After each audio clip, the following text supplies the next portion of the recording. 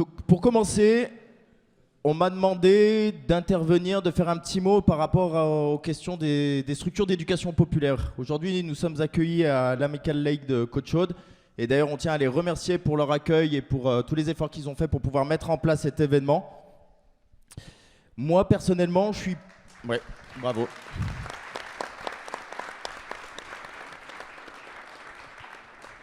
Alors, je tiens à éclaircir aussi tout de suite les choses. Je ne suis pas mandaté, je ne suis pas porte-parole, je ne suis pas élu de quoi que ce soit pour me prononcer au nom des structures d'éducation populaire. Je suis juste un militant associatif de l'éducation populaire. Je travaille aussi dans ce milieu et je tiens à vous partager des choses importantes parce qu'aujourd'hui, l'heure est grave, comme vous le savez. Les structures d'éducation populaire, elles sont en danger. À Saint-Étienne, nous avons connu ces dernières années des fermetures en cascade. Des structures qui avaient plus de 100 ans ont désormais mis la clé sous la porte. Les amicales laïques sont des structures qui ont pour objectif d'accueillir tous et toutes sans distinction. Laïques parce que créées à une époque où le peuple avait besoin de se créer ces espaces de liberté vis-à-vis de l'Église.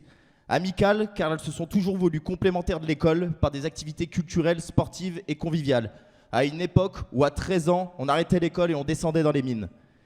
Dans les amicales, on joue ensemble, on apprend ensemble, on danse, mais aussi on se rencontre.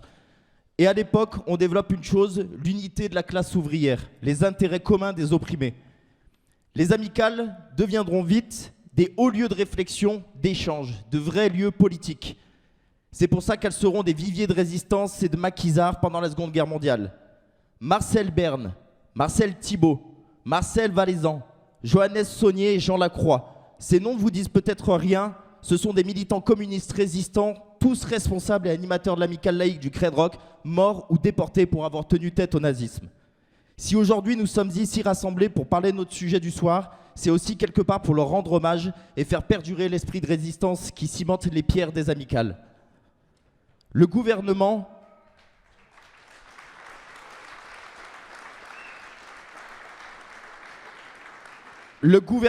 aujourd'hui annonce 250 millions d'euros en moins dans le prochain budget pour les associations et l'éducation populaire. C'est jusqu'à 30 000 emplois directement de l'éducation populaire qui sont en danger. 90 000 dans tout le secteur associatif. C'est moins de culture, c'est moins de loisirs, c'est moins de sport, c'est moins de solidarité. Nous sommes aujourd'hui dans une structure qui, depuis 1903, permet de véhiculer des valeurs d'émancipation individuelle et collective, de solidarité et de transformation sociale. C'est ce genre de structure qui est en danger. À l'heure où le risque fasciste se fait de plus en plus présent, nous avons besoin de ces lieux. Alors camarades, je vous le dis, ceci est clairement un appel. Nous avons besoin de chacun d'entre vous. Soutenez les structures d'éducation populaire comme vous le pouvez, comme vous le voulez, mais ensemble, s'il vous plaît, défendons-les. Je vous remercie.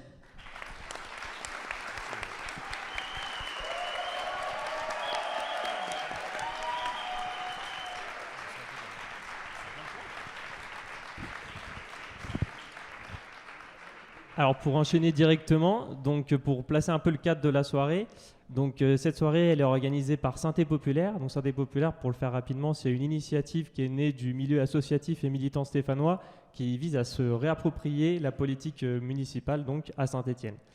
Et donc là, ce week-end, on organise un week-end donc, contre les discriminations. Et donc ça commence par cette soirée donc avec cette table ronde, mais demain ça continue à partir de 9h30 ici toujours à l'Amical Lake de Côte-Chaude. Vous aurez une journée où les discriminations telles que le validisme, telles que le sexisme, telles que les LGBTQIA+ phobie seront traitées. Et donc voilà, donc merci à toutes et à tous d'être ici ce soir. Donc on a l'honneur d'accueillir donc Medine Zaouiche, un rappeur donc du Havre. Merci de l'applaudir.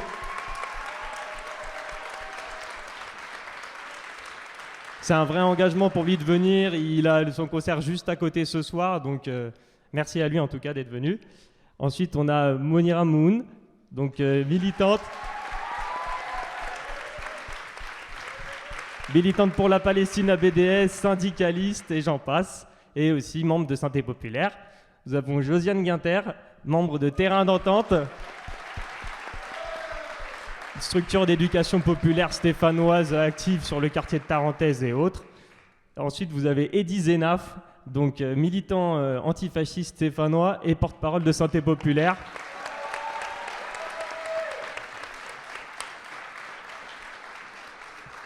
Et donc moi-même, Nico, donc je suis un militant de Synthé-Pop.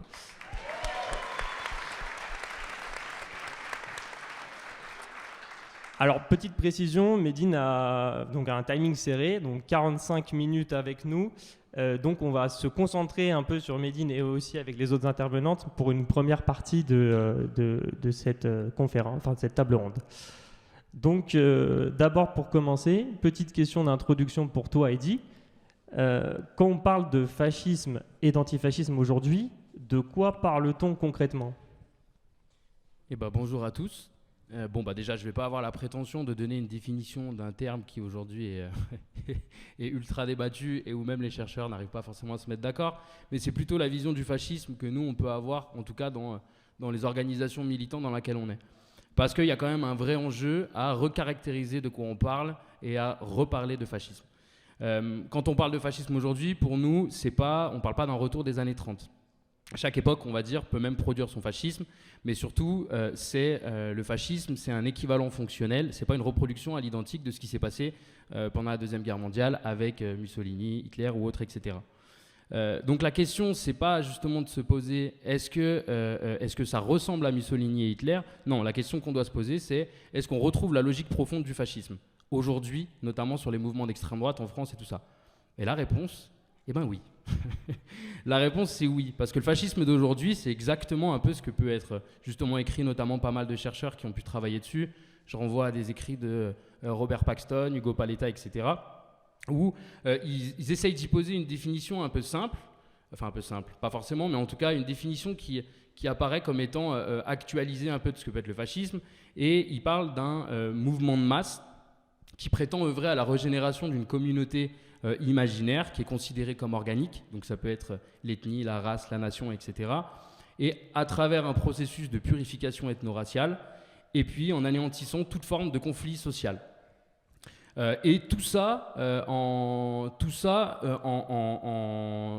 qui peut permettre d'opposer et de mettre à mal, on va dire, son unité un peu imaginaire.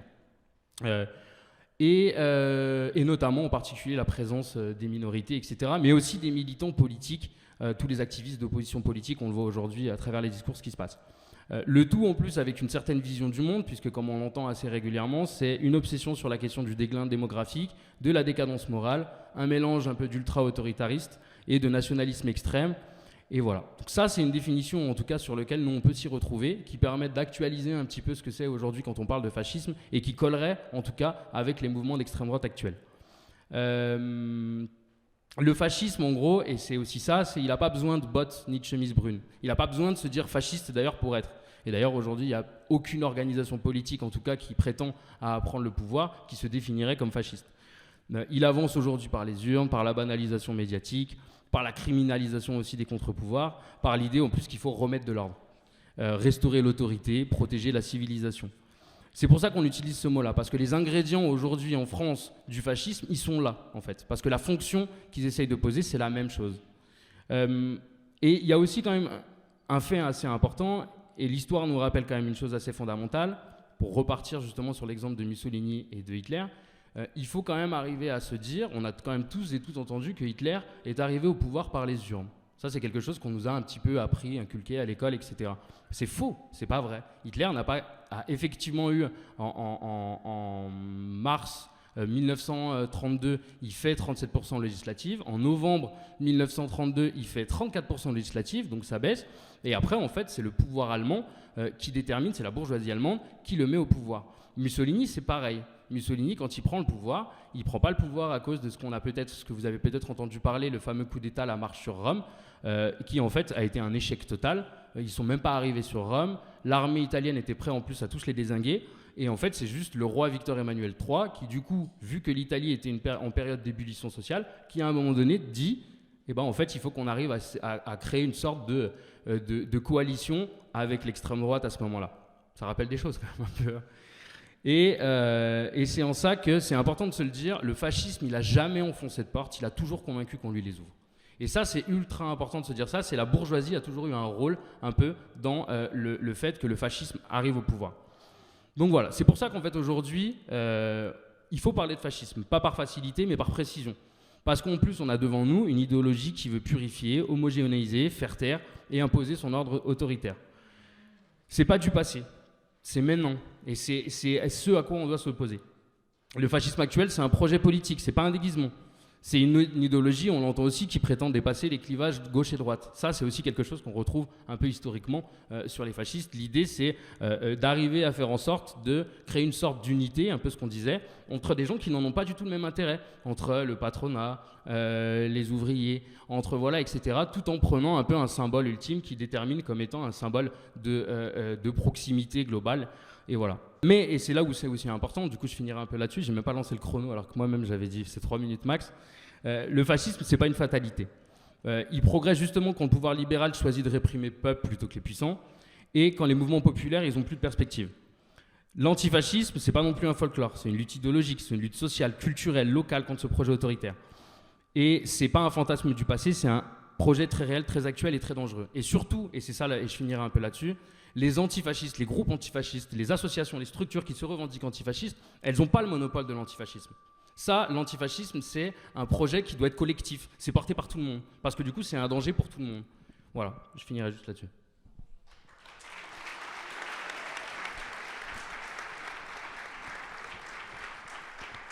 Du coup, j'ai une question pour toi, Médine. Donc, du coup, tu viens du Havre, une ville cosmopolite et populaire comme Saint-Étienne, une terre d'immigration donc plutôt ancienne.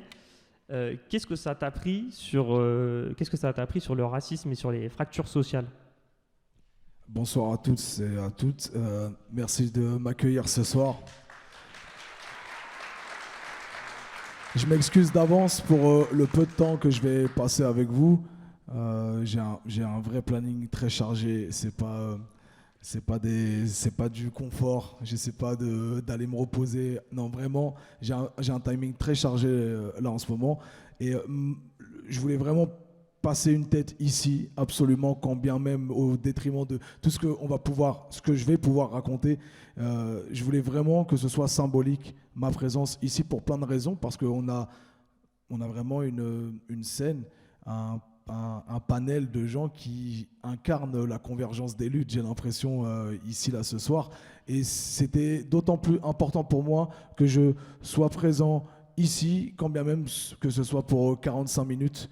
Je rencontre plein de gens à travers la France en ce moment qui ont vraiment le souci de se réunir dans des salles comme celle-ci. C'est la première fois que je suis dans un boulodrome, c'est comme ça qu'on appelle. Donc il y a une première fois à tout, qui est un sport populaire pour le coup, et j'imagine que c'est pour ça qu'on est ici aussi. Donc voilà, quoi qu'il arrive, merci de m'accueillir parce que ça me donne aussi beaucoup de force pour retourner dans d'autres villes, retourner dans ma propre ville et de voir des gens qui sont mobilisés contre l'extrême droite, contre le fascisme qui vient, contre la nuit qui vient. Merci pour votre énergie et votre force.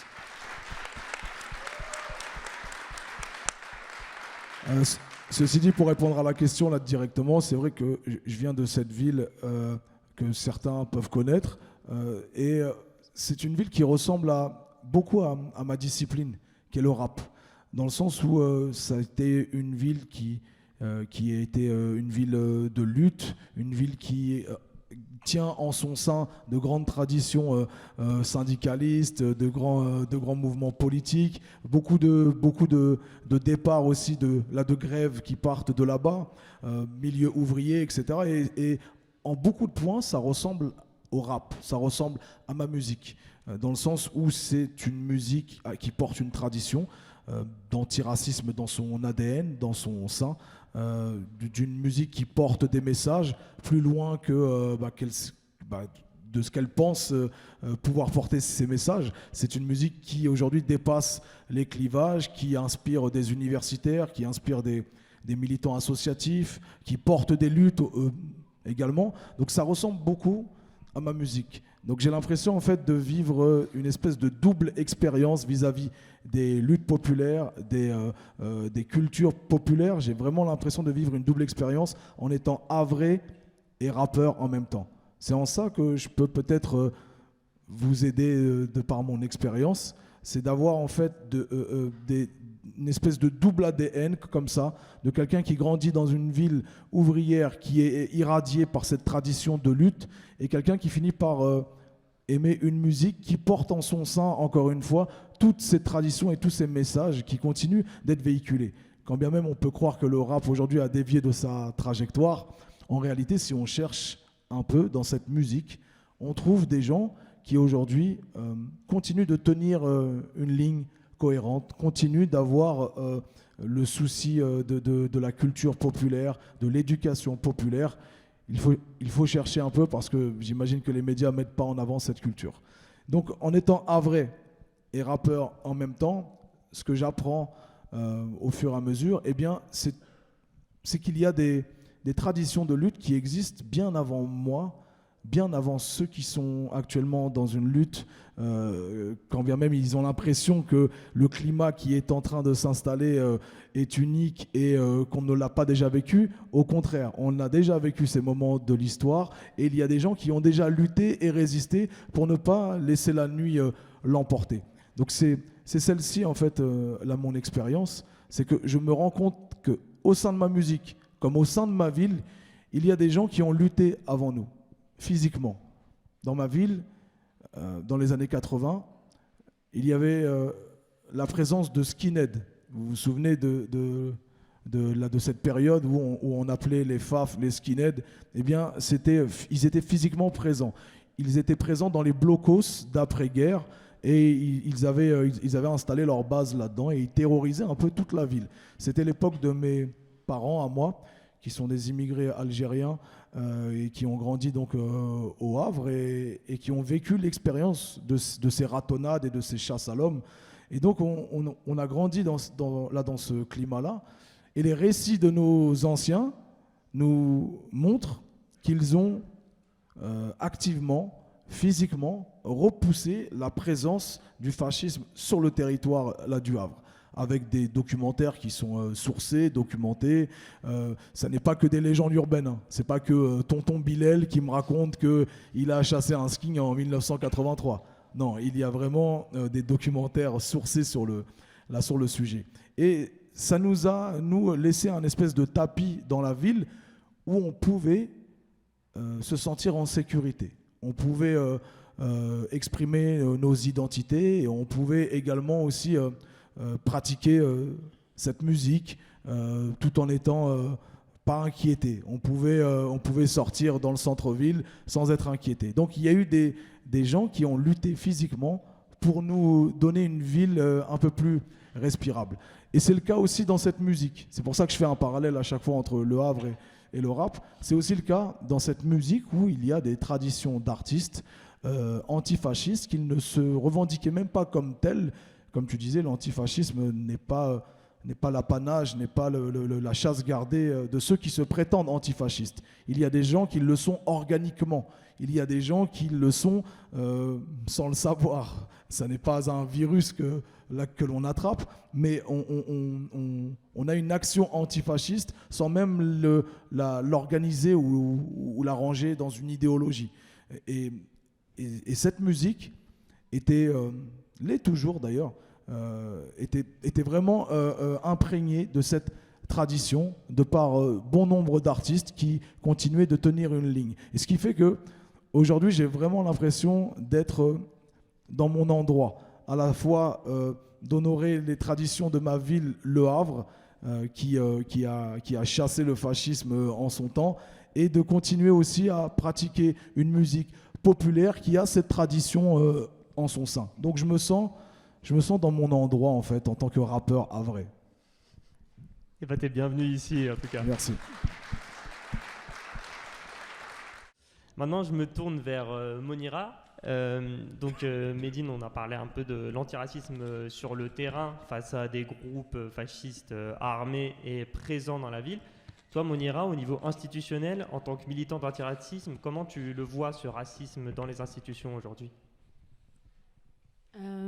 Merci pour l'invitation. Alors, ce qui est bien avec Synthé Populaire, c'est qu'il croit toujours que tout est possible, et ça, c'est bien. Et du coup, il croit que je peux résumer le racisme systémique en 3 minutes, ce que je fais d'habitude en 5 jours de formation. Et en général, on n'a pas fini. Donc, c'est pas grave, c'est Synthé Populaire, on est là, on a l'habitude. Donc, je vais essayer du coup de relever ce défi incroyable.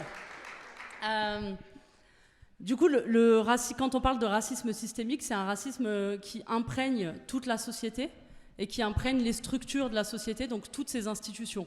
Donc l'État, le gouvernement, l'Assemblée nationale, le Sénat, les écoles, les cantines, à peu près tous les espaces qu'on fréquente au quotidien. Et c'est important de voir le racisme systémique comme ça, parce que sinon on est juste dans une lutte interpersonnelle du racisme, on va essayer de rendre les gens plus gentils les uns avec les autres, etc. Et en fait, on est complètement à côté de la plaque si on pense le racisme comme ça, comme des relations interindividuelles. Et du coup, c'est un peu ce que SOS Racisme a fait depuis 40 ans, en ruinant complètement la lutte contre le racisme pour de vrai, du coup, finalement. Et du coup, cette lutte contre le racisme systémique, du coup, elle doit s'exprimer partout, dans tous les espaces, et dans les écoles, dans les structures d'éducation populaire, etc. Il n'y a pas un moment où on va réussir à complètement démonter le racisme, parce que, en fait, c'est des centaines d'années derrière nous, la question du racisme. Il y a le colonialisme qui a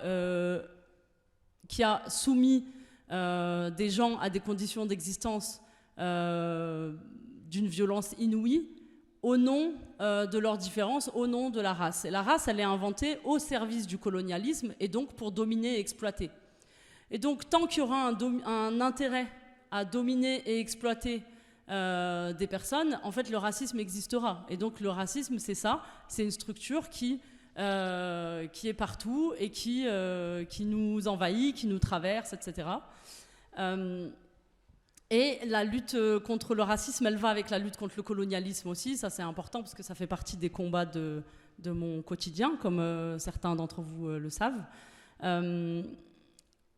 Et du coup, si je dois un peu aller vite droit au but, on n'attaquera pas le racisme si on n'attaque pas les structures du racisme. Et donc, l'éducation et la sanction, ça ne suffit pas.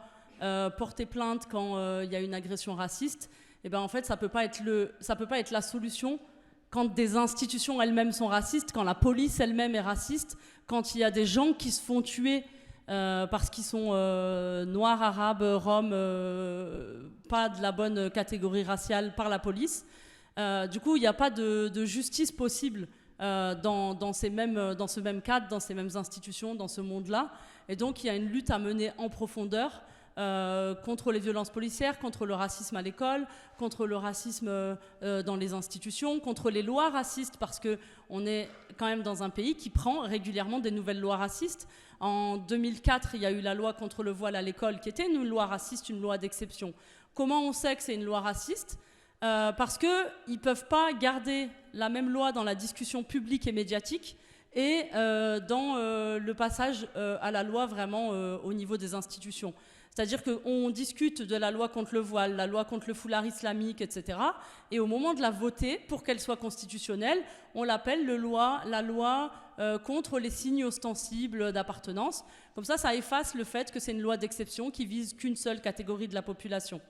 On a une loi beaucoup plus récente, la loi séparatisme, qui est discutée comme loi séparatisme, qui permet de dire n'importe quoi sur les musulmans et les musulmanes et des habitudes qu'ils auraient, ce qu'ils feraient, etc. Et finalement, au moment de voter la loi, ils vont l'appeler loi confortant les principes républicains.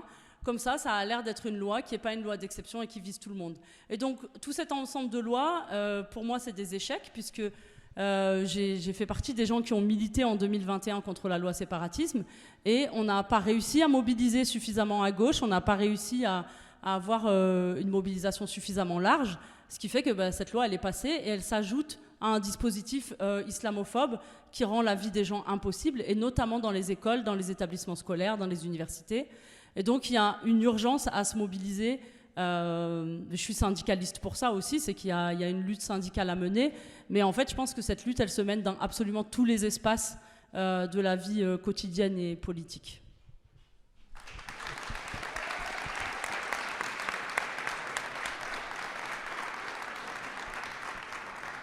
Du coup, pour enchaîner, j'ai une question pour toi, Métine. Donc, tu as parlé du coup de comment on combat le fascisme sur le terrain avec les fascistes armés. Mais on ira sur le côté institutionnel. Mais la question que j'aimerais te poser, c'est comment on peut se réapproprier nos villes et en faire des espaces de lutte et de résistance culturelle et populaire. Et en sous-question, est-ce que tu penses que des initiatives comme Synthépop peuvent participer à cette réappropriation ? Mais en fait, on n'a plus que cette solution de se réunir là. C'est même pas une question de penser les solutions de réappropriation de lieux. En fait, là, on est vraiment dans l'œil du cyclone. Je ne sais pas si on se rend vraiment bien compte. Moi, j'ai vécu plusieurs tournées assez violentes sur le plan des restrictions des libertés de parole, sur les intimidations, sur la censure. Quand tu es une personnalité publique, tu es un espèce de paratonnerre, c'est-à-dire que tu reçois vraiment la foudre avant qu'elle frappe le reste de la foule. Et c'est en ça, en fait, où je me dis, mais on n'a plus d'autre solution que de se fédérer. On n'a plus d'autre solution que de mettre nos luttes en convergence, parce que sinon, on va tous mourir chacun de notre côté. Ça n'est pas être catastrophiste de dire ça, mais quand on est isolé chacun dans nos luttes, dans nos préoccupations, et qu'on n'arrive pas en fait à avoir une hauteur de vue et de comprendre que les mécanismes de discrimination qui s'exercent sur les musulmans sont les mêmes mécanismes qui s'exercent sur les communautés LGBTQIA+, sont les mêmes mécanismes qui s'exercent sur d'autres minorités encore, si on n'arrive pas à avoir cette hauteur de vue-là, et qu'on n'arrive pas à se fédérer en se réappropriant des lieux, en fait, on va être vraiment fragilisé de partout et on ne va jamais tenir une ligne et faire barrage au fascisme. Moi, ça n'est pas une réflexion que j'ai eue, c'est une expérience. C'est comme le racisme, en fait. Ça n'est pas une réflexion de salon où je m'assois et je me dis qu'est-ce qu'on pourrait faire pour endiguer le racisme dans ce pays.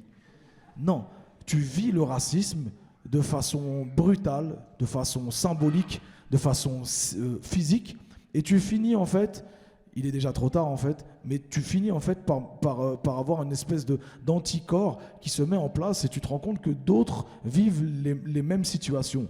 Donc nous n'avons pas d'autre choix que de nous fédérer, de nous réunir dans ce genre de lieu, qu'il y a aussi dans ma propre ville. Je vais vous dire un truc qui peut vous choquer, mais moi je suis un artiste. Je pourrais me désintéresser de tout ça. Je pourrais rester dans ma loge au fil qui m'accueille ici aujourd'hui à Saint-Étienne et ne pas sortir de ma loge pour venir dialoguer avec vous et qu'on fasse corps contre les discriminations. Je pourrais avoir cette attitude-là. Mais quand tu as vécu l'expérience de gens qui se mobilisent pour te faire interdire parce que tu as une appartenance ethnique, religieuse, sociale, ou parce que simplement tu portes un message qui est en contradiction avec l'idéologie de celui qui veut t'interdire, eh bien, tu te dis, mais ce que je vis, moi, ici, c'est ce que beaucoup de gens vivent en étant silenciés, en n'ayant aucune possibilité de pouvoir contester, en étant assigné, peut-être même en étant dans une solitude profonde qui crée des maladies mentales, qui crée encore d'autres problèmes derrière qui se répercutent physiquement sur les gens. Moi, je suis un artiste avec un micro, j'ai la possibilité d'exprimer mes névroses, mes troubles, mes expériences, et je refuserais ce micro. Non, nous sommes dans un timing où toute personne qui a la possibilité de s'exprimer, de se fédérer, de se dresser face à ce qui nous attend, et voire même de servir de bouclier à des gens qui sont trop faibles pour pouvoir le faire, ça devient une urgence pour nous et c'est maintenant là qu'il faut le faire. Donc il ne s'agit plus de lieu, de géographie, il s'agit physiquement de se dresser contre le fascisme qui vient.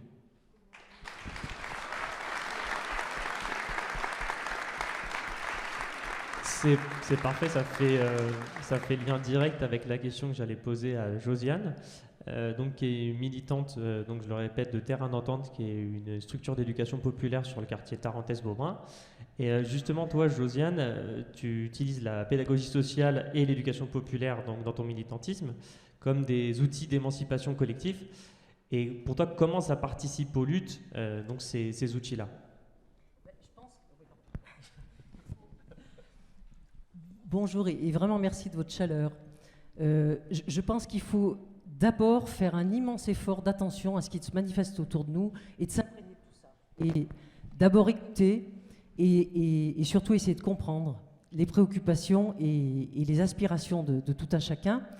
La pédagogie sociale, c'est quelque chose qui est peu connu, mais il y a un très fort héritage de lutte pour la réappropriation des territoires occupés et pour l'émancipation sur des conditions d'oppression. Donc c'est une pédagogie de l'urgence. Et l'idée, c'est vraiment, j'avais trouvé ça intéressant, Fatima Wassak qui définissait aujourd'hui les quartiers populaires comme des territoires occupés et les habitants comme des personnes qui n'avaient aucun espace à habiter et qui devaient se réapproprier tout ça. Et je pense qu'effectivement, enfin, on peut qualifier les quartiers populaires de cette façon parce qu'on se rend compte qu'il y a des politiques publiques descendantes qui n'ont aucun lien avec les habitants, qui financent des petits trucs sans aucun lien avec la réalité quotidienne, et les gens qui vivent dans ces espaces n'ont aucun lieu d'expression et n'ont aucune capacité pour pouvoir transformer le réel. Donc, en tant qu'acteur de la pédagogie sociale, c'est vraiment le parti pris de rejoindre ceux qui sont des... Qu'est-ce qui se passe? Donc voilà, l'idée c'est vraiment d'être présent sur un espace où effectivement qui intéresse personne. On est face à des personnes dont le quotidien est parasité par des galères en permanence qu'il faut arriver à régler, par une situation de précarité prégnante avec des revenus insuffisants pour vivre et par des discriminations globales autour du logement, de la recherche d'emploi, de formation. On est face à des gamins qui souffrent à l'école, des gamins qui se sentent en échec, avec une espèce de sentiment d'impasse et d'avenir pas bien possible. Donc, on a un peu des principes pour tenir les choses. Ce qu'on cherche surtout, c'est à transformer ce contexte avec ceux qui le vivent. Donc, c'est une pédagogie engagée et très concrète. On mène en route des choses pour régler des problèmes concrets. On tente d'expérimenter des façons de travailler et d'éduquer ensemble avec tous les âges. On prend les gens, les enfants, les familles, telles qu'elles sont sur l'espace public, et on essaye de construire les choses avec toutes les cultures parce que c'est réellement un enrichissement, de pouvoir tisser des relations sociales avec tous ces gens dans toute cette diversité. Et on parlait beaucoup de précarité, et je pense que face à la précarité, il faut chercher à créer du durable, du fiable, une sécurité relationnelle. Donc nos principes, c'est d'être dehors, d'occuper l'espace public et d'être au pied des immeubles, là où vivent les gens, tout au long de la semaine, tout au long de l'année. Donc c'est le temps long qui permet finalement de créer vraiment des relations de confiance. Donc ce qu'on cherche à faire, on rejoint ces gamins, on parle de gamins en situation de rue. C'est des mômes qui n'ont pas d'espace autour du périscolaire, du sport, des vacances. Donc on est là avec eux. Et en occupant l'espace public avec nos tapis et nos jeux, on a l'impression de commencer à se réapproprier un petit peu ces territoires avec eux et à partir de leurs attentes et de leur dynamisme. Donc l'idée, c'est d'avoir le moins possible d'attention par rapport à ce qui devrait se faire et faire sans arrêt des pas de côté par rapport à nos principes, nos façons de concevoir les choses, nos priorités, et de partir de comment ça se manifeste autour de nous. Donc, comme je vous disais, une immense attention à ce qui se manifeste. Donc, on se considère comme des alliés. Moi, je ne suis pas une personne racisée, mais je sens que c'est vraiment mes affaires, ces problèmes de population pour lesquels il n'y a rien de possible aujourd'hui. Donc, on essaye de ne pas avoir de projet déterminé et tout devient possible, on est prêt à vivre les choses comme elles seront. Quand on travaille dans la rue, on travaille avec la libre initiative de ceux qui nous rejoignent. Donc on essaye d'éviter les contraintes. Pour les gamins, c'est vrai que c'est un accueil libre, inconditionnel, gratuit. On vient quand on peut, quand on veut, et c'est très bien chaque fois. Je voulais juste dire un mot par rapport à cette notion de démarche d'éducation populaire. Ça ne vient pas de moi, mais je me la suis réappropriée. C'est l'idée d'être dans une démarche à la manière populaire, c'est-à-dire sur comment on met en route des stratégies quand on est tout le temps dans la galère et justement s'appuyer sur cette ressource de savoir-faire avec la galère. Et ça permet de mettre en route une façon de faire qu'on découvre ensemble au jour le jour, quoi.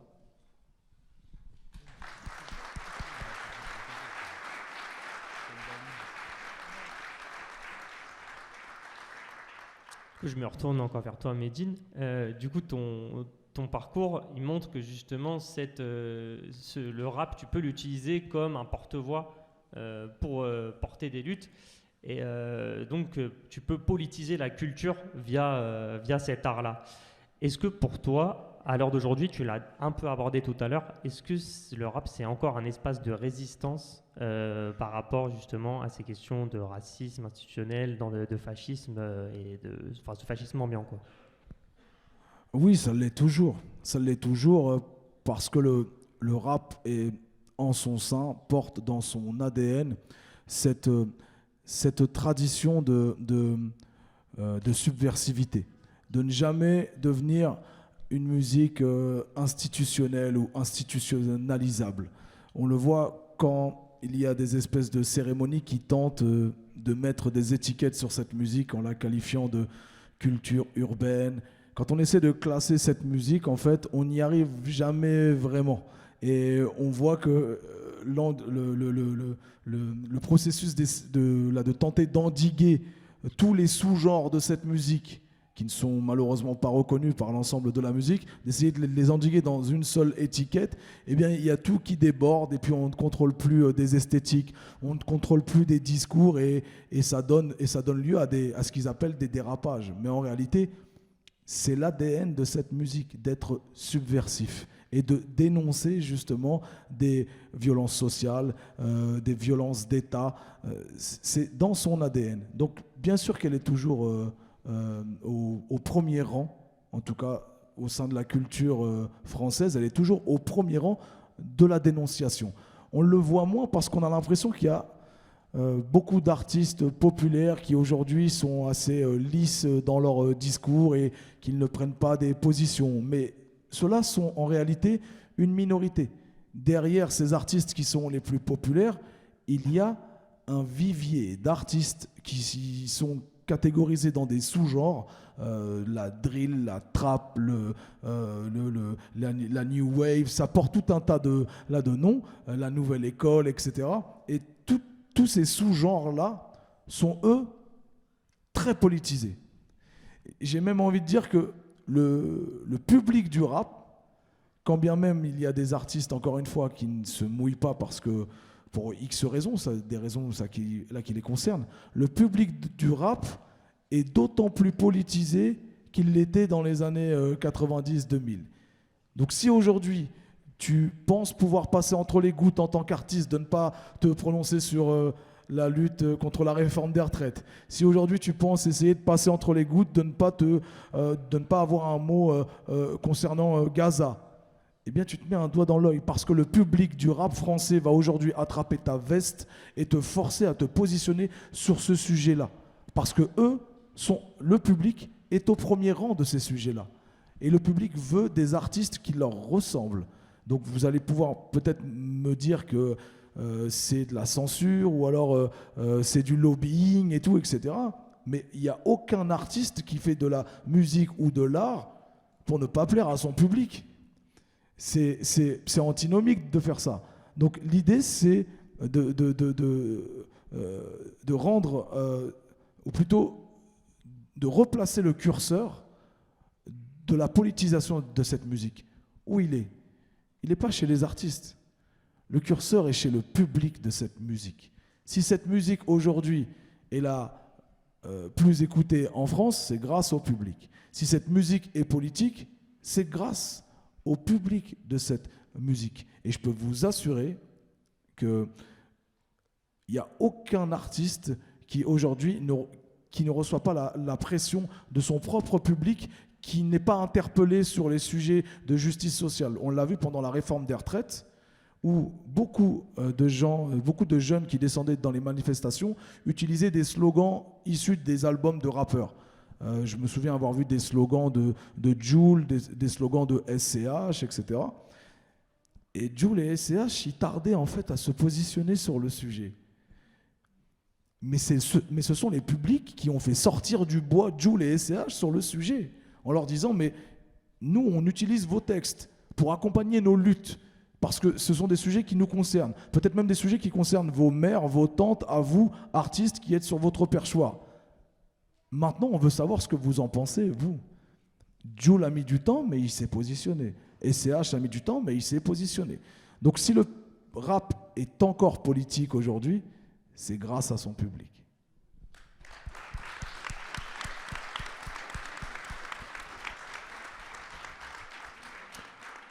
Et du coup, Eddy, j'ai une question pour toi, pour recentrer un peu sur Synthé Populaire. Si tu peux nous dire un peu c'est quoi ce collectif et pourquoi on a choisi d'ancrer notre résistance à l'échelle locale, et en quoi toi tu considères que c'est une réponse à cette atmosphère fasciste ambiante. Et bah parce que comme disait Mounira, on part du principe que tout est possible. Et non, en fait, et c'est du coup ça fait lien et écho avec ce qui s'est dit tout à l'heure. Nous, Synthé Populaire, quand on l'a construit, c'est parti juste d'un constat qui était simple. C'était, si on veut construire une résistance solide, il faut la construire là où on vit. Dans les quartiers, dans nos rues, dans les espaces de sociabilité qu'on fréquente. C'est ça, en fait, qui est important. En fait, on milite à l'échelle de l'endroit où l'on est. Il y a quand même un rappel à faire, et là, c'est mon côté un peu chauvin qui va prendre le dessus pendant 5 minutes, mais sur la ville de Saint-Étienne. À Saint-Étienne, historiquement, l'extrême droite, elle n'a jamais réussi à s'implanter. En tout cas, pas durablement. Et elle n'a pas réussi à s'implanter, pas parce qu'il y a un comité antifasciste ou des groupes antifascistes qui militent, et parce qu'il y a évidemment 3200 membres dans le comité antifasciste.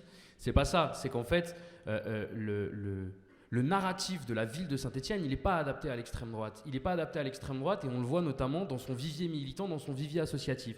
Il existe un tissu militant qui est ultra dense, que ce soit des syndicats, des assos, des collectifs culturels, même au niveau des supporters. Il y a cette dimension antiraciste, etc. aussi qui est portée. Il y a des réseaux de solidarité. En tout cas, en fait, c'est que Synthé Populaire dans l'histoire et dans les valeurs... Saint-Étienne, pardon. Bientôt Synthé Populaire Saint-Étienne. Mais Saint-Étienne, en fait, dans tout ce qu'elle a toujours porté dans son histoire, dans sa culture, ça a toujours été une ville cosmopolite, ouvrière, populaire, marquée par l'immigration, et où la solidarité a toujours été une valeur essentielle. Et pour le coup, c'est ça le meilleur frein à l'extrême droite, en fait. C'est ça le meilleur frein au fascisme. C'est pas autre chose que ça. C'est pour ça que nous, on se retrouve dans cette situation-là aujourd'hui. Et c'est pour ça que ça veut pas dire qu'on échappe non plus à une dynamique nationale. Ça veut pas dire non plus que l'extrême droite fait pas des énormes scores, etc. Mais en tout cas, nous, on part du principe que le combat, il se mène pas seulement dans la rue, pas seulement dans les idées, pas seulement dans les institutions. En fait, il se mène de partout. Il se mène dans la convergence de tout ça. En fait, c'est plutôt une convergence des endroits de lutte, en fait, plutôt qu'une convergence des luttes, même si, évidemment, elle est importante. Je reviens un peu sur la question de la solidarité, parce que du coup, j'ai envie aussi de parler de la question des brigades de solidarité qui se sont créées pendant le Covid. Les brigades de solidarité, elles ont montré qu'on pouvait, à un moment donné, faire mieux que l'État, pour nourrir des gens qui étaient en galère, aider, protéger des habitants. Et c'est de là, en fait, que vient un peu l'idée. L'entraide, c'est pas un supplément d'âme. L'entraide, c'est une stratégie antifasciste. C'est une stratégie antifasciste parce que le fascisme, il ne se sourit pas de haine. C'est pas ça le vecteur premier du fascisme. C'est pas la haine, en fait, qui alimente le fascisme. Ce qui l'alimente, c'est le désespoir, la solitude, le sentiment d'abandon. C'est l'endroit où on se situe à un moment donné, on a peur d'être déclassé, etc. En fait, c'est tout ça qui est le moteur 1 du fascisme. Et le fascisme donne une réponse. Il donne une réponse haineuse, il construit son roman national, il construit son unité. On l'a dit un peu tout à l'heure. Mais voilà, en tout cas pour nous, qu'est-ce qu'est Synthé Populaire ? Synthé Populaire, c'est une manière de couper l'herbe sous le pied à l'extrême droite. On veut arriver à construire un pouvoir local populaire, une municipalité de résistance, et surtout à un moment où on est en train de nous dire l'extrême droite, c'est relativement inéluctable, ils vont arriver, c'est sûr, c'est demain. Bah en fait, nous, on va prendre tout le monde par la gauche, et en fait, on va construire des bastions antifascistes. Ça commencera par Saint-Étienne, et puis après, il y aura d'autres villes et ça sera pareil. Et puis en fait, là, on aura établi des contre-pouvoirs suffisamment importants pour avoir des points d'ancrage de résistance qui sont énormes. Voilà.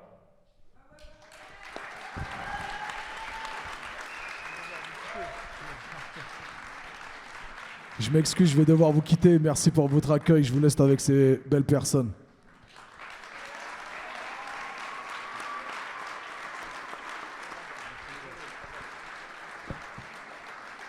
Ah, du bruit pour Médine. On espère vous voir tout à l'heure au concert, faire autant de bruit. Merci encore à lui d'être venu.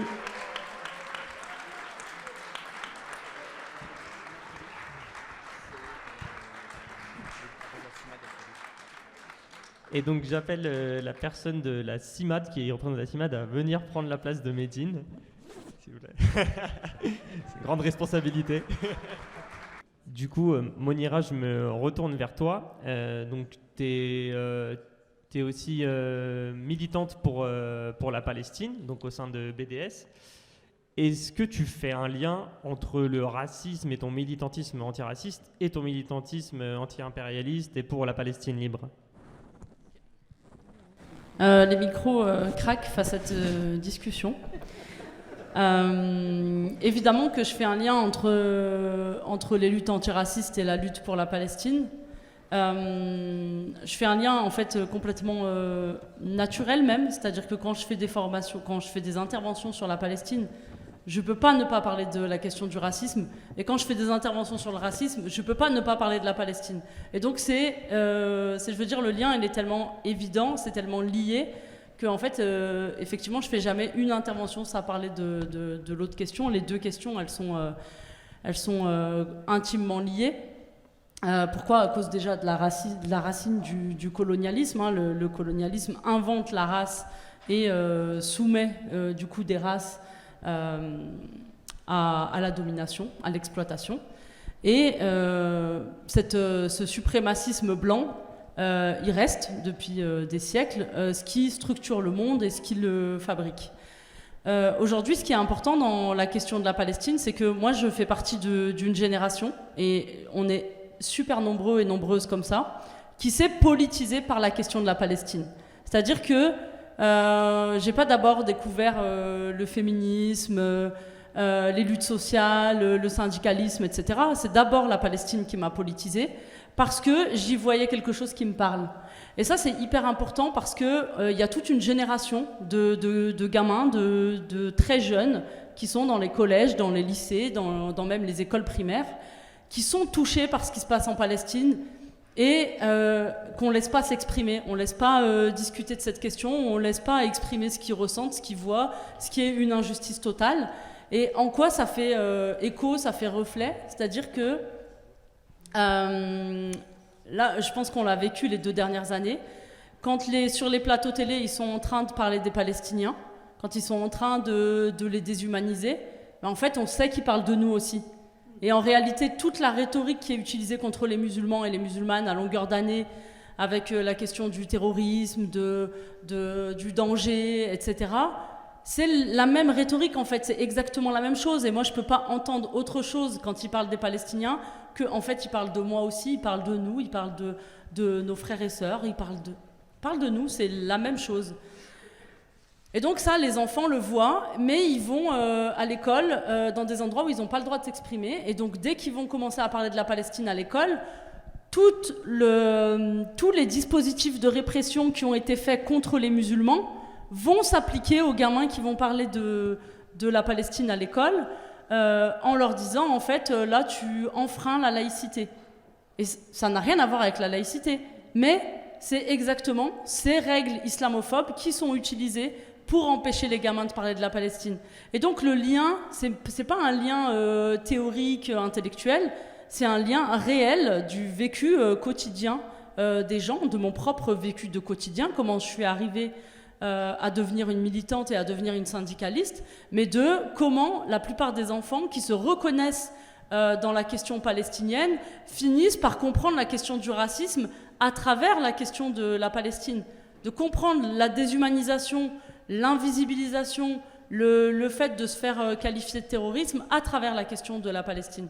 Et donc pour moi, le lien, il est non seulement essentiel, mais il y a un intérêt immédiat à ouvrir des espaces de parole pour que les gamins puissent mettre des mots sur vraiment cette réalité d'un traitement qui est en fait quasiment le même. C'est-à-dire que quand on apprend que la police française va faire des stages avec l'armée israélienne et qu'après on voit ces mêmes gamins dans des quartiers populaires se faire arrêter, plaquer au sol, menotter, etc., je suis désolée, mais on ne peut pas ne pas penser à ce que vivent les gamins palestiniens aussi. C'est les mêmes images, c'est les mêmes techniques de répression, les mêmes techniques de surveillance qui sont partagées entre la France et Israël.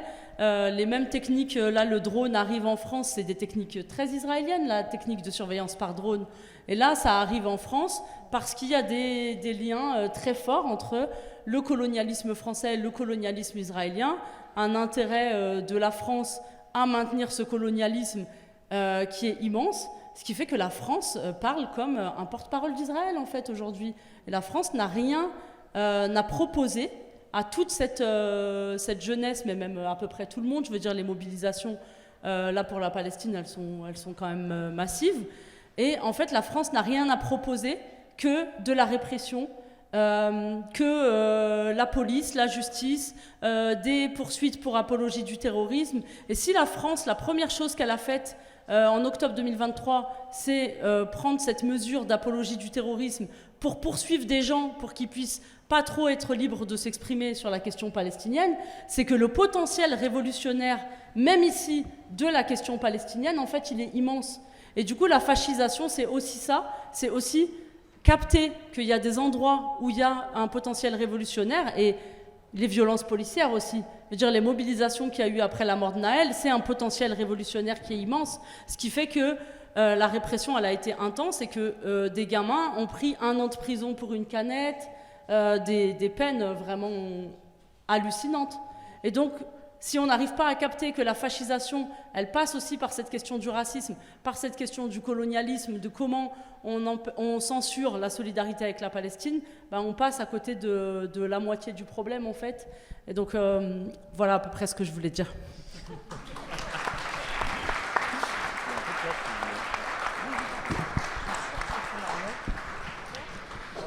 Donc en parallèle du coup de ce fascisme qui s'installe en France, ça se traduit aussi par des discriminations auprès des personnes exilées, donc soit par la préfecture ou des institutions. Vous, à la CIMAD, comment vous percevez localement la montée du racisme et les effets des politiques d'exclusion sur les personnes que vous accompagnez ? Bonsoir. On va parler à 2 voix. Là, je voudrais juste peut-être rappeler très très vite, je ne sais pas si tout le monde connaît la CIMAD, qu'on est une association nationale qui existe depuis 1939 et qu'on a essayé tout au long de toutes ces années d'être auprès donc, de toutes les personnes exilées qui subissent des discriminations de tous ordres et qui ont pu changer d'ailleurs au fil des années depuis la création. On se bat pour la reconnaissance donc, des migrations comme composante essentielle de notre monde. On se bat pour une liberté de circulation et d'installation et pour le droit fondamentaux des étrangers. Et à Saint-Étienne, on intervient, et ailleurs d'ailleurs, on intervient dans les prisons, je crois qu'il n'y a pas beaucoup de gens qui le savent, et au dehors pour permettre aux exilés soit d'obtenir des papiers, soit de renouveler leurs droits, titre de séjour, carte de séjour, droit d'asile, etc. Voilà. Et à côté de ça, on essaye de mener une action de plaidoyer et d'information, de sensibilisation auprès des publics enfants et adolescents et adultes quand on y arrive, pour se mobiliser contre tous les stéréotypes et tout ce qu'on veut bien nous faire avaler aujourd'hui. Voilà, donc pour répondre à ta question de manière plus précise, sur Saint-Étienne, moi je dirais on n'a pas trop... En tout cas, nous, à notre niveau, on ne constate pas d'action de racisme trop important, parce que pour nous, le racisme, c'est véhiculé essentiellement par les institutions publiques. Tu as parlé des préfectures tout à l'heure, c'est l'État. L'État, avec toutes ces lois scélérates qu'on nous a imposées là, depuis maintenant une dizaine d'années. Toutes les lois qui en fait empêchent les exilés d'obtenir leurs droits, ces lois qui les refoulent, ces lois qui les renvoient chez eux, ces lois qui les maintiennent dans des situations de ce qu'on appelle les ni, c'est-à-dire sans papier et sans pouvoir être expulsés. Voilà, voilà ce qu'on ressent aujourd'hui du point de vue de la CIMAD. Et puis, ce qu'on peut dire, c'est que on remet en cause aussi de manière très importante la manière dont la presse en général, la presse majoritairement, la presse de Bolloré entre autres, traite de toutes ces questions et instille dans notre société ce poison très vénéneux qu'est le racisme en fait. Voilà.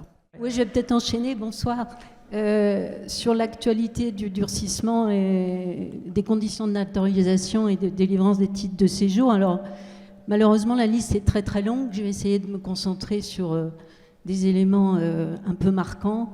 Vous n'êtes pas sans savoir qu'on a un empilement successif de lois au travers de Darmanin et de Retailleau, dans une logique absolument infernale.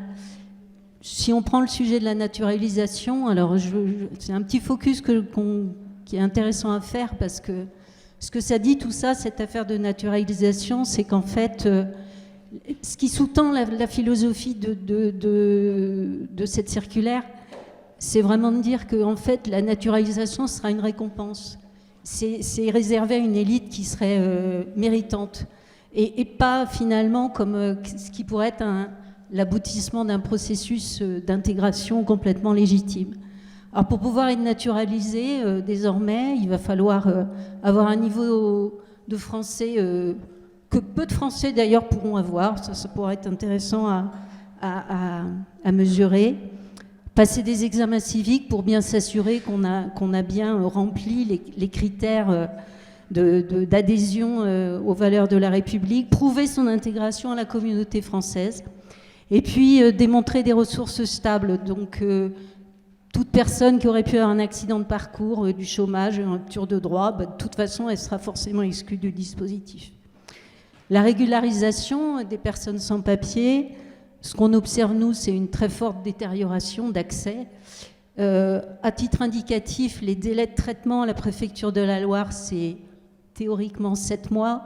Pour un renouvellement, c'est 6 mois. Nous, quand on reçoit les personnes étrangères dans nos permanences, on leur dit, écoutez, ce sera sans doute plutôt 1 an. Donc il faut mesurer ce que ça veut dire pour les personnes d'être dans cette insécurité absolument dramatique.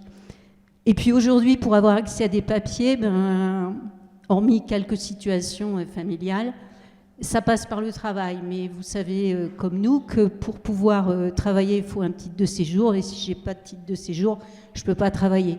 Donc on est vraiment dans une logique complètement infernale. Et puis les exigences linguistiques dont on a parlé pour la naturalisation, ça va être aussi pour un renouvellement d'une carte pluriannuelle. Ça va être aussi pour une carte de résident. Et avec des taux d'exigence qui vont être absolument difficiles. Et puis tout ça, ça a aussi un aspect financier absolument déplorable, puisque pour accéder à des papiers, il faut payer des taxes. Alors, il faut payer des taxes, certes, mais il faut payer des taxes de plus en plus chères. Donc, pour pouvoir être naturalisé, il faudra payer, je crois que c'est 300 € désormais. Et puis, comme votre dossier, il est à peu près sûr de ne pas être accepté, vous aurez 100 € qui ne seront pas remboursables. Donc, on est vraiment sur une logique financière qui précarise énormément. Voilà. Ensuite, quelques compléments. Ça, c'est des éléments qui doivent aussi vous parler. C'est le renforcement des mesures d'expulsion et de bannissement via la multiplication des OQTF et des interdictions de retour sur le territoire. Et puis, il y a des choses qui se font et qui n'ont peut-être pas forcément fait beaucoup écho. Alors, il y a eu des pétitions, mais il y a un projet de loi de finances qui a été voté, là. Il y a 300 000 étudiants étrangers qui n'auront plus d'APL à la prochaine rentrée universitaire. L'enveloppe dédiée à la lutte contre l'immigration, ça va augmenter de 41%, tout ça pour faire plus de centres de rétention, pour faire des zones d'attente dans les aéroports, où la France est condamnée parce qu'elle maintient des mineurs dans ces zones d'attente. Et puis un projet aussi, je ne vais pas être très longue, mais juste illustrer.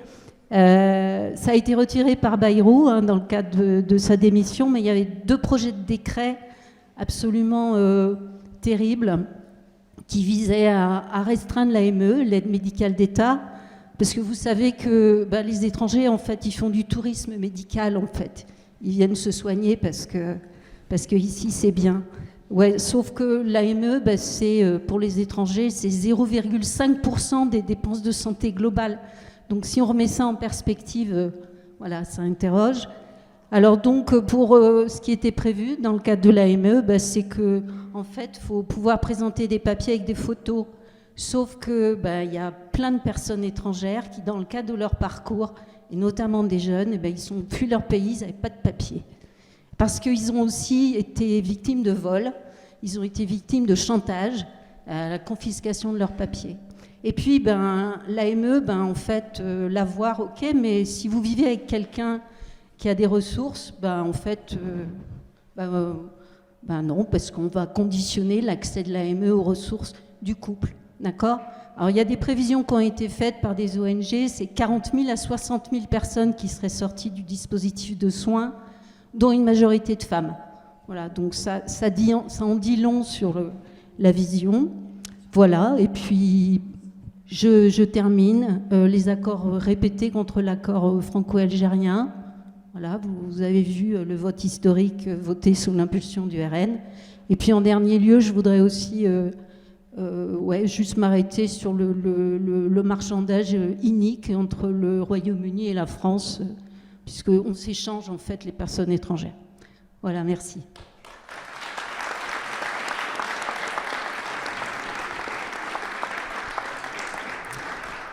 Donc à travers vos interventions, on a bien vu que l'État central essaie de diviser le peuple en plusieurs fractions. Toi, Josiane, comment tu vois comment on peut recréer du lien et du commun entre les habitants, les jeunes, les éducateurs et les différents publics, les militants de différents horizons? Effectivement, quand on veut régler des problèmes concrets, c'est vital de ne pas rester isolé. Et je voulais juste vous donner un exemple qui me paraît assez emblématique d'un projet qui est sorti de terre il y a quelques temps, la cantine solidaire Terrain des Saveurs, avec ce projet de caisse sociale de l'alimentation. En fait, voilà, le processus que je vous décrivais tout à l'heure, c'est le fait d'être présent par rapport à ce qui se vit concrètement pour les habitants. Et la période du Covid, on a été extrêmement actifs parce qu'on était très inquiets par rapport à ce qui se passait. On nous avait tellement dit qu'on était en guerre que beaucoup disaient l'air qu'on respire sans la mort, et les volets restaient fermés tout au long de la journée. Donc on imaginait comment les enfants pouvaient vivre ces situations, et les mères de famille également. Et puis en fait, on n'avait pas mesuré que le processus a duré sur le temps long, et le surendettement a complètement explosé. Et beaucoup de familles ont plus eu que recours au colis alimentaire pour nourrir les enfants. Et on a senti qu'effectivement, là, il y avait un problème qui risquait de devenir trop grave. Et on sentait qu'il fallait vraiment sortir de cette situation indigne d'avoir à demander de l'aide pour se nourrir. Et puis en plus, cette question des colis alimentaires qui sont de la nourriture sincèrement falsifiée par rapport à la santé, c'est de la nourriture qui sort des grandes surfaces, que la grande distribution se décharge auprès des associations caritatives, des produits destinés à être jetés, et qui sont aussi une manne providentielle par rapport à l'agro-industrie qui peut produire de la surproduction. Donc on sent qu'en fait, aujourd'hui, l'aide alimentaire, c'est vraiment, ça permet à l'agro-industrie de continuer son mode de production écocide. Donc le problème est grave sur plein de plans. Donc ce qu'on a senti nécessaire par rapport à cette posture caritative de donner de l'aide aux gens pour qu'ils mangent, c'est de créer des relations d'entraide. Alors c'est vrai que ça se produit de partout et on n'a rien inventé en disant ça, mais on souhaitait surtout créer des relations d'entraide et d'interconnaissance avec toute la réalité qui se passait autour de nous. Donc on a pu cheminer avec pas mal de collectifs, parce que, comme on dit beaucoup effectivement à Saint-Étienne, c'est très riche et on sait faire réseau. C'est vraiment notre héritage stéphanois. Et on a pu rencontrer au départ une association Copsol 42 qui faisait du maraîchage collectif, et on a pu rencontrer des paysans et réaliser qu'effectivement les conditions étaient très semblables avec la question des quartiers, sur le fait d'avoir des revenus insuffisants pour vivre et de rien pouvoir décider, même par rapport à ce qu'on produisait. Et puis aussi on a rencontré des espaces de distribution éthique comme la Fourmilière, en devenant nous-mêmes coopérants. On dit coopérants, enfin basta. Voilà, en devenant fourmi. Et puis peu à peu, chemin faisant, la confiance a été gagnée et on s'est senti suffisamment fort pour monter une cantine sur le quartier de Tarentaise qui répondait à tout plein de questions autour de ce qu'on a nommé l'isolement, la précarité et le fait qu'on avait vraiment besoin de se retrouver tous ensemble. Et ce qui a été intéressant, c'est que l'articulation a été possible, je ne vais pas pouvoir vous raconter toute cette histoire, mais on a pu se mettre en lien avec tout ce questionnement autour du droit pour tous à une alimentation choisie, la question de la sécurité sociale de l'alimentation, et on a pu coaliser nos forces et nos énergies autour de cette expérimentation de la caisse sociale qui existe depuis février 2025 sur Saint-Étienne, où on est tous des cotisants. Donc il n'y a plus du tout de bénéficiaires, il n'y a plus du tout de demandeurs d'aide, on est tous à contribuer à cet espace et à le développer. Je dirais juste un petit mot sur la cantine, parce que c'est un espace complètement autogéré par les habitantes, et ce que je sens très précieux sur le quartier, c'est que pour nos jeunes, et ça on le mesure tout le temps, quand les adultes s'organisent, se rencontrent, développent des projets, les jeunes trouvent leur place et se sentent apaisés parce que c'est un milieu beaucoup plus sécurisé. Et le fait de faire un temps d'espace où effectivement l'objectif d'une cantine solidaire, c'est vraiment de pouvoir accueillir tout le monde inconditionnellement, donc effectivement le prix est libre, donc ça nous arrive de plus en plus souvent que les gens viennent et mangent gratuitement parce que les autres contribuent, et on sent que c'est vraiment un espace qui devient de plus en plus de la mixité sociale qu'on espère vivre tous ensemble. On fait société dans cet espace avec des militants qui viennent nous rejoindre régulièrement, des habitants, des cuisinières, leurs enfants et des gars qui travaillent sur le coin et des femmes aussi. Donc voilà, ça permet une multitude de choses et surtout à ces femmes de mettre en évidence leur capacité. Et puis oui, un autre truc super important, c'est qu'aujourd'hui on assure aussi, on est devenu traiteur, donc on assure des commandes de repas et on va absolument partout dans Saint-Étienne. Ça fait découvrir qui on est et ça nous fait découvrir plein de réalités et ça fait du maillage qui devient de plus en plus fort.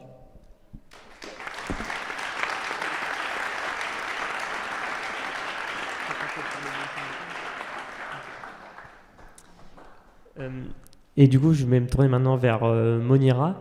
Donc sur la question donc, comment les luttes locales on peut les lier à des luttes internationales. On a déjà un peu évoqué la Palestine, mais plus largement, comment on les lie à d'autres questions internationales sans perdre le public et sans perdre le peuple.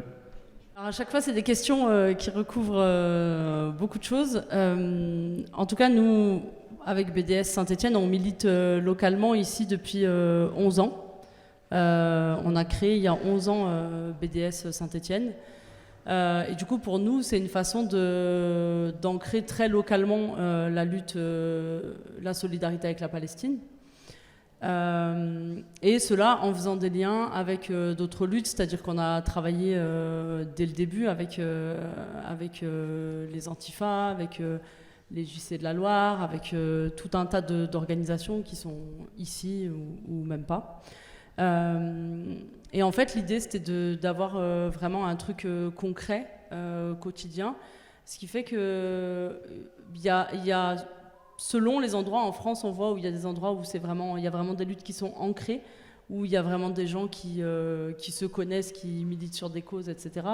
Et il y a des endroits où ça l'est moins. Je pense qu'à Saint-Étienne, ça l'est énormément. Il y a énormément de liens entre différentes luttes et il y a énormément de connaissances de plein de luttes différentes. Évidemment, c'est toujours perfectible.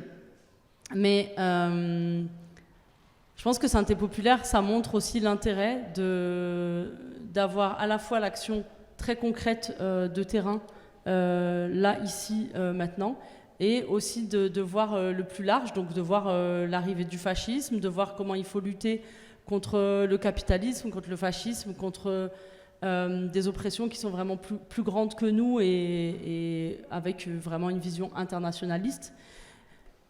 Et par exemple, dans la ville de Saint-Étienne, il y a un des chantiers immédiats, c'est de faire sauter le jumelage de la ville de Saint-Étienne avec Nazareth-Illit, qui maintenant s'appelle Non Galil, un autre nom, parce que le propre du colonialisme, c'est que tout change tout le temps, et en fait, même les noms des villes, elles changent. Et du coup, je veux dire, il faut toujours pouvoir agir à ces deux niveaux, c'est-à-dire à un niveau international le plus large possible pour que notre justice sociale qu'on prône ici, elle soit vraiment valable pour le monde entier, et à la fois qu'on soit capable de faire du très local, très concret, et améliorer les gens de la vie, dans la vie ici tout de suite. Et voilà, je pense que, on pourrait creuser ça longtemps, mais je pense qu'en gros, Santé populaire a trouvé le bon équilibre entre lutte locale et élargir à plus large et créer des liens avec d'autres villes, d'autres pays, d'autres territoires, et avec une vision internationaliste. Et ça, moi, c'est ça aussi qui fait que je me reconnais dans Santé populaire. C'est que quand on veut lutter contre le racisme à l'échelle locale, ça n'existe pas. Il y a le racisme à l'échelle locale, il y a le racisme à l'échelle nationale et à l'échelle internationale. Et en fait, ces échelles, elles marchent ensemble. Et en fait, si on a le racisme ici, c'est parce qu'au niveau international, on a aussi le racisme qui fait que on est riche parce que des pays sont pauvres, parce qu'on les a dépossédés. On a des bonnes conditions de vie parce qu'il y a des gens qui n'ont pas des bonnes conditions de vie. Et donc, il faut toujours conjuguer les différentes échelles, à mon avis.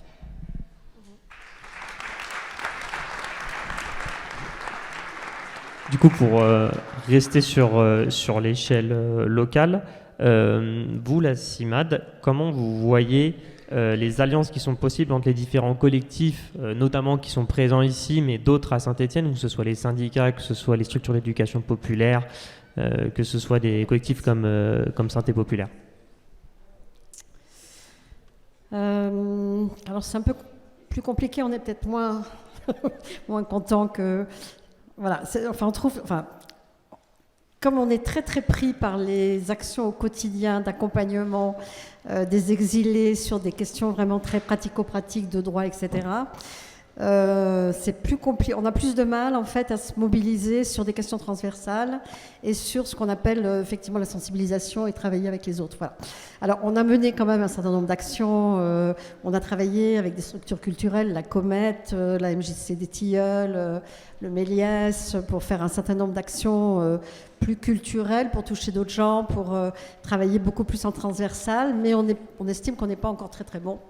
Voilà, et qu'il faut qu'on arrive à persévérer. Par exemple, on trouve qu'on n'est pas arrivé à avoir un front avec les syndicats sur la question du travail dont on parlait tout à l'heure, Françoise.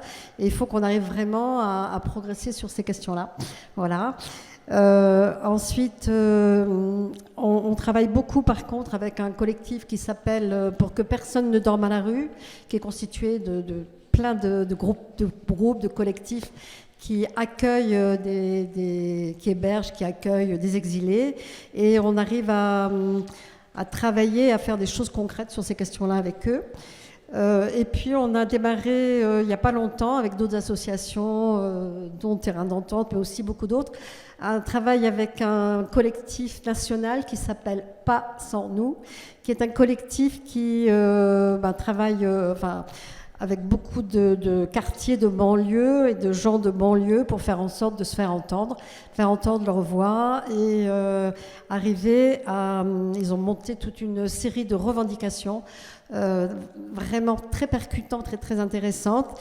On a eu une première réunion ici à Saint-Étienne parce qu'on aimerait bien arriver à rejoindre ce collectif national pour pouvoir avancer sur ces questions-là.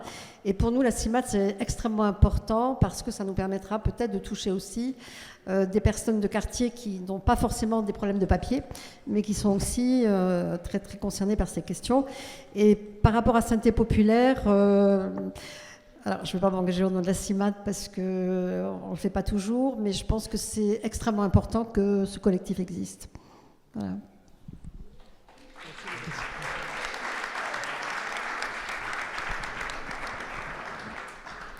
Et du coup, pour toi, Eddy, ces alliances-là, elles commencent par quoi à Saint-Étienne? Et qu'est-ce qui pourrait être lancé localement tout de suite, maintenant, à Saint-Étienne?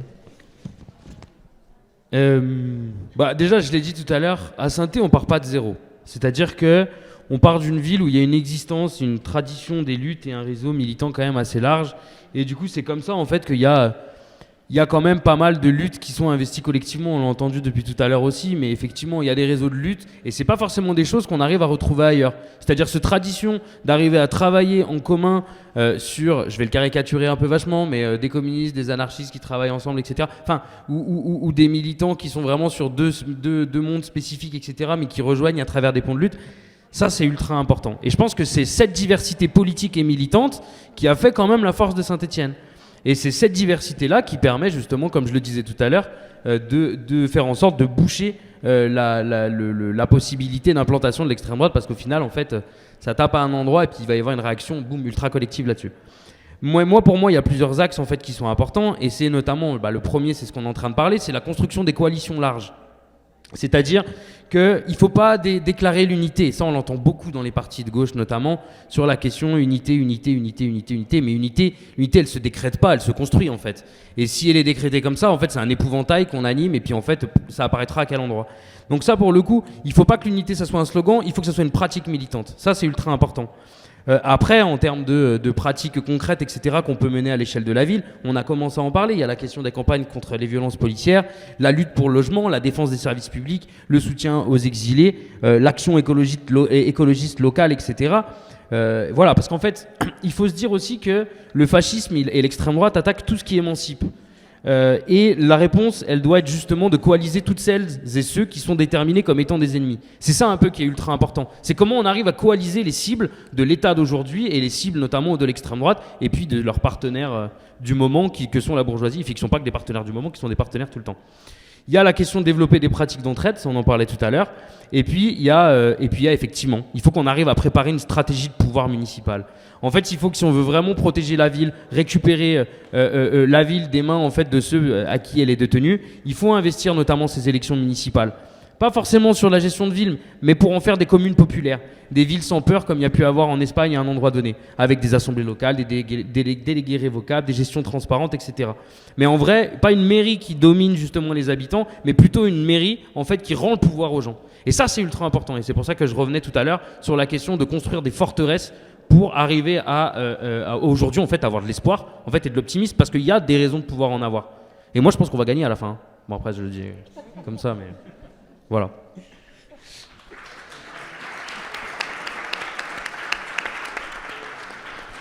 Et du coup, je rebondis sur ce que tu viens de dire, Eddy.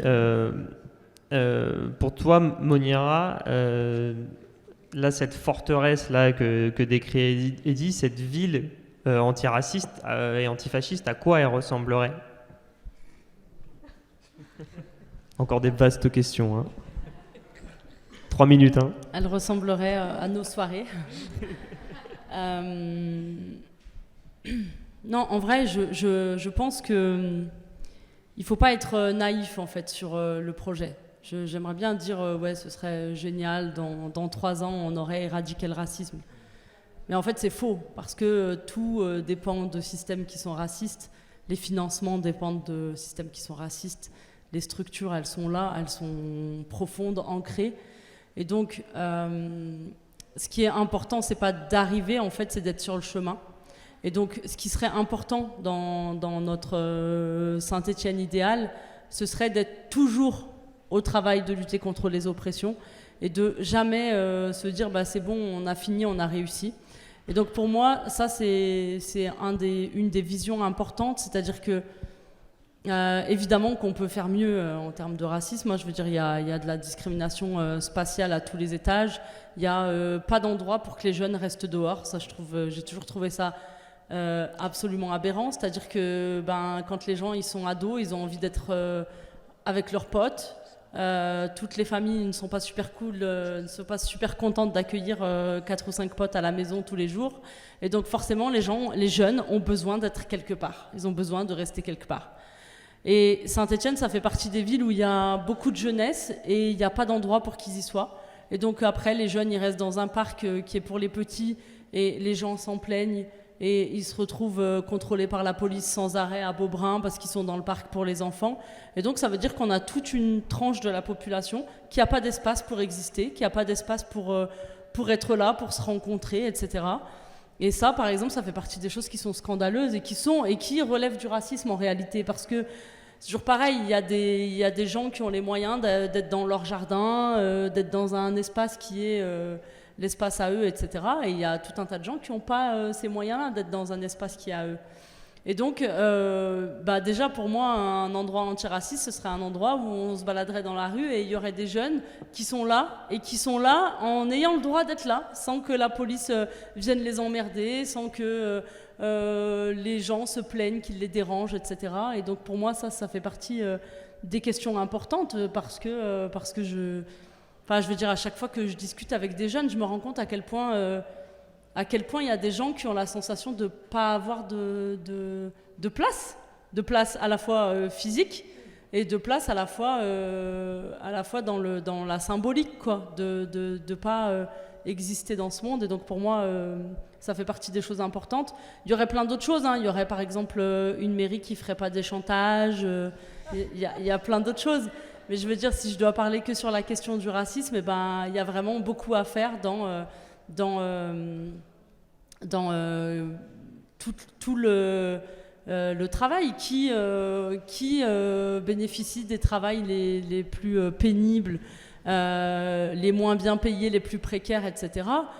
C'est toujours une question liée au racisme, c'est-à-dire que les ATSEM, les AESH, etc., la plupart du temps, c'est des personnes qui viennent de milieux très populaires, c'est des personnes non blanches, qui n'ont pas de vrai contrat, qui n'ont pas de possibilité d'avoir une carrière vraiment, puisque c'est chaque année, elles sont déplacées d'endroit en endroit, etc. Et c'est tellement une question raciste, ça, par exemple, que... Donc moi, je suis enseignante, et un jour, je vais voir les collègues de l'école primaire de mon école maternelle où je travaillais, et en fait, le directeur de l'école me dit t'es l'ATSEM ? Et en fait, c'est clairement ça dans un monde raciste, en fait. Oui, t'es arabe, t'es l'ATSEM, quoi. Tu peux pas être la prof, quoi. Et donc ça, c'est vraiment un truc qui montre aussi la répartition raciale du travail. Et à Saint-Étienne, par exemple, il y a plein de gens, comme dans plein de villes de France, hein, qui sont des livreurs sans statut. Et donc, moi qui suis syndicaliste, pour moi, il y a un travail aussi à mener syndicalement, de comment on arrête de faire semblant que les gens, c'est des auto-entrepreneurs, alors que c'est des gens qui sont exploités dans des conditions où souvent ils n'ont pas de papier, donc ça rejoint un peu vos luttes aussi, etc.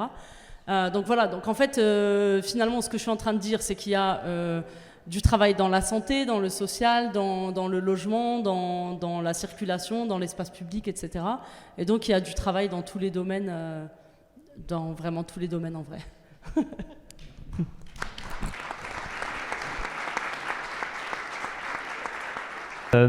Et du coup, je me tourne vers la dernière question vers la CIMAD. Donc, sur comment la mairie pourrait se saisir des questions de solidarité et d'accueil et comment on pourrait faire de Saint-Étienne une terre de solidarité et d'accueil.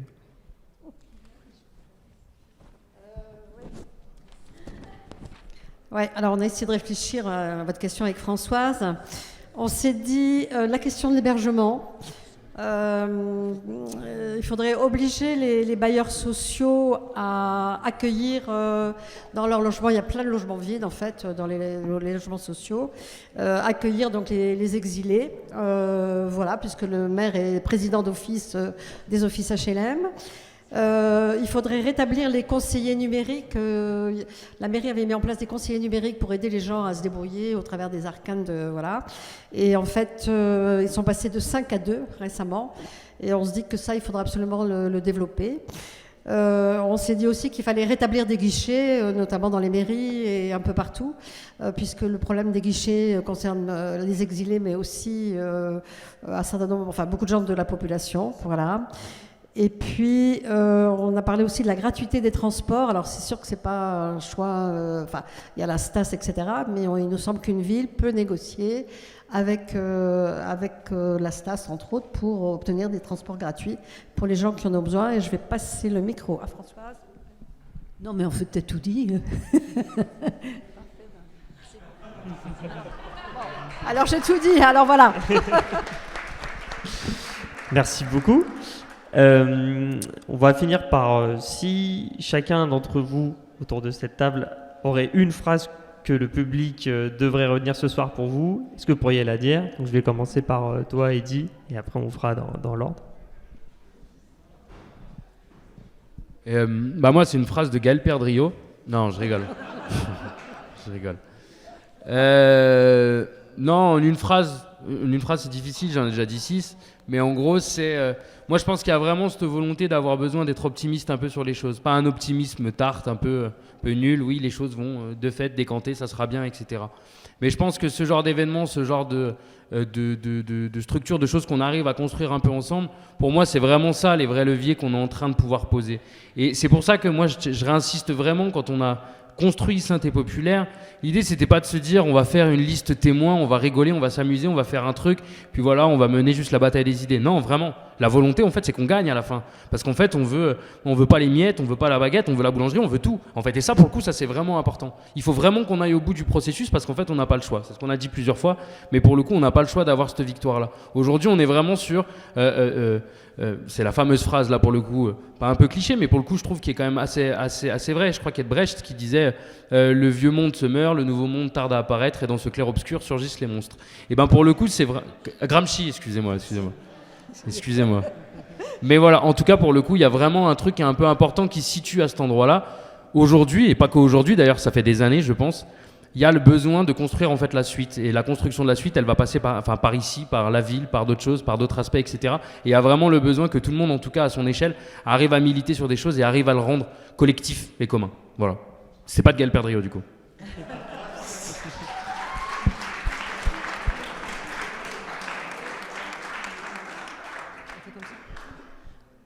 Donc Marion y a fait allusion tout à l'heure là, sur la question des liens qu'on a eus avec le collectif Passe en nous.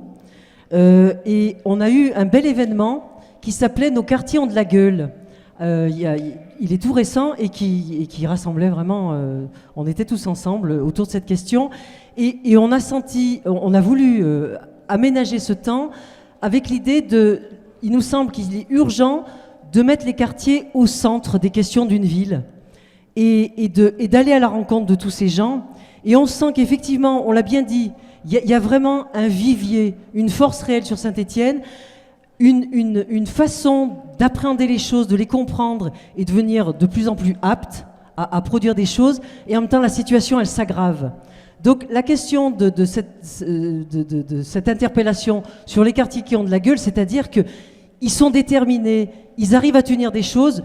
J'ai oublié de le nommer, mais c'est vrai que je pense qu'on peut parler carrément de recherche. À force de chercher des solutions pour améliorer la situation, on devient des vrais chercheurs populaires. Donc, qualifier ces choses et de sentir qu'effectivement, à partir de ces événements qu'on arrive à créer tous ensemble et où on sent qu'on est très proches avec nos sensibilités et on a une grille de lecture qui devient de plus en plus semblable, et bien, le boulot, c'est d'aller voir un peu tout ce monde et de créer des espaces. La caravane des quartiers et le collectif Passe en nous fait suite au rapport Baquet-Meshmash, qui avait été tout un ensemble de préconisations à la commande de Hollande à l'époque, sur la politique de la ville, et qui proposait une politique radicale, de réforme radicale de la politique de la ville, qui ne se ferait pas sans nous, avec l'idée de mettre au cœur les gens, au cœur des décisions. Et je pense qu'il faut vraiment qu'on s'empare de ces questions, et on a des moyens. C'est intéressant parce qu'on n'a pas tout à inventer. Alors c'est important d'inventer, et puis c'est chouette de rester très créatif, mais dans le rapport Baquet-Meshmash, dans ses préconisations, il y avait la question des tables de quartier. C'est devenu les conseils citoyens. Et les tables de quartier, c'était vraiment l'idée que ça partait d'un diagnostic des habitants, et que tout partait de leurs préoccupations et de leur façon de comprendre les choses. Et par contre, il y avait des personnes dédiées, des financements, où on ouvrait des salles, où on faisait des comptes rendus, où on convoquait les gens. Mais par contre, la personne qui animait n'était pas au cœur de la décision. Donc je pense que voilà, on a vraiment des belles pistes à creuser tous ensemble.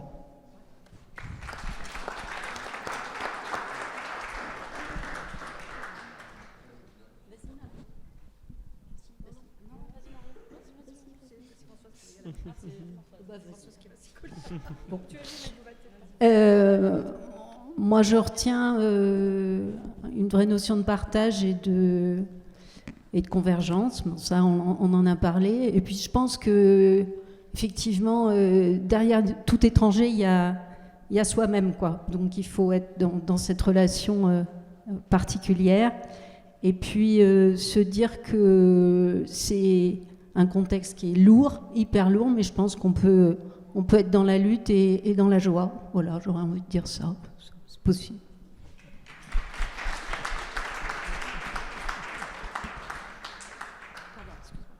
J'avais pas préparé ma phrase à dire. Du coup, j'ai dû l'écrire pour être sûre de la dire correctement et pas n'importe comment. Du coup, c'est une citation, c'est pas moi qui l'ai inventée, mais du coup, je vais faire 2 citations. Et la deuxième citation sera de Manuel Valls. Je vous préviens tout de suite. Donc, la première citation, c'est il y a des groupes d'appartenance que la loi protège mais ne contraint pas. Sarkozy. Et il y a des groupes d'appartenance que la loi contraint mais ne protège pas. Et là, vous connaissez plein de gens. Que la loi contraint mais ne protège pas. Et donc, le projet qu'on doit avoir, c'est une lutte contre cette injustice-là, en fait, d'avoir des gens qui bénéficient de ce système et des gens qui en souffrent, plus de gens qui en souffrent que de gens qui en bénéficient, évidemment. Et donc, tout ça pour en venir à la citation de Manuel Valls. Manuel Valls, il a dit un truc incroyable un jour que, à chaque fois que j'y réfléchis, je me dis c'est du génie. Il a dit « Si Israël tombe, on tombe ».